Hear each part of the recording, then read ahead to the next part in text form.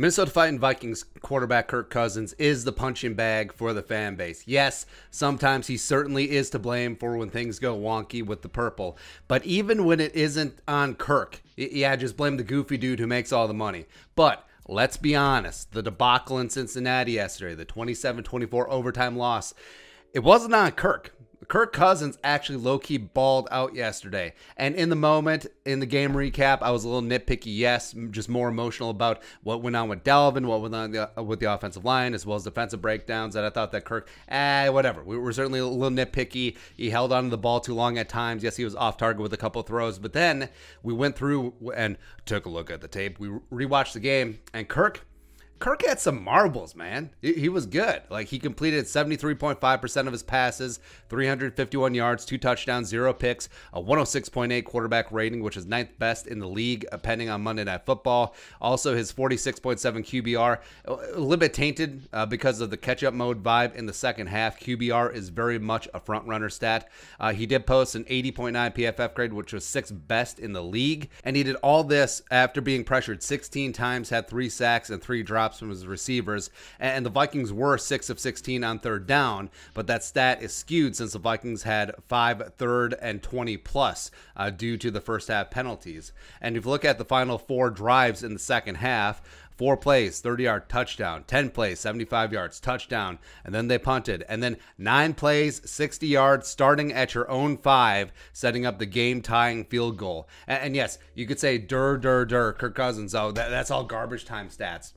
Not really. Like Kirk Cousins is known for being a garbage time stat stuffer, both in Washington and with the Vikings, but this was not it. Like, that second half was pure balls, pure coming back. The Vikings tied the game and were set up to win in overtime after Cousins hit Justin Jefferson over the middle. And if Dalvin was correctly ruled down by the referees, which he was, by the way, Joseph kicks the game winner, and the narrative about Kirk Cousins is completely flipped. Like, Kirk Cousins, oh, look at him. Look at the balls of steel just leading the Vikings all the way back on the road. Big time win for Kirk Cousins, even though he did exactly the same as if they would have won. So it's crazy. Like, you had this day where the offensive line was a mess. They were either giving up sacks, and all 5 of them had penalties. Dalvin was running tough for sure, but he was not going off in Cincinnati. Justin Jefferson, the Bengals respect, had a good game plan for him. They shadowed him. They doubled him. They did everything to take away 18.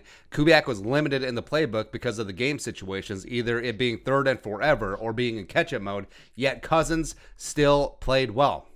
And something I do respect about Kirk, you saw his post-game comments, like, he will blame himself. Like, even when he's not to blame, he will blame himself, and that's what you're supposed to do, unlike other people. That's what leaders are supposed to do.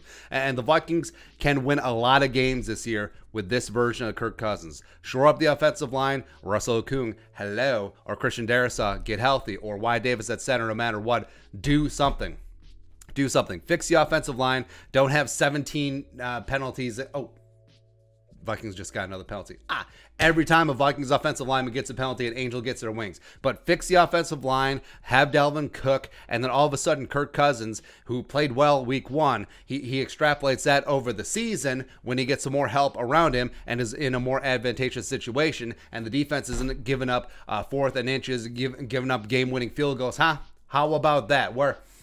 This is so crazy. Like, the world is flipped upside down. Like, I have never been a Kirk Cousins apologist. If you know this channel, I call balls and strikes. Sometimes I'm even just a little bit artificially hard on Kirk Cousins, but he played well.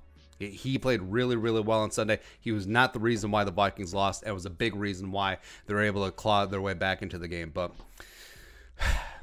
you are what your record says you are, or whatever stupid Parcells axiom is. Baloney. But your thoughts. Kirk Cousins actually played well yesterday. Let us know in the comment section below. Subscribe for daily Vikings takes. Want to support that work. Polo something in Venmo. But until next time, Skol, production value.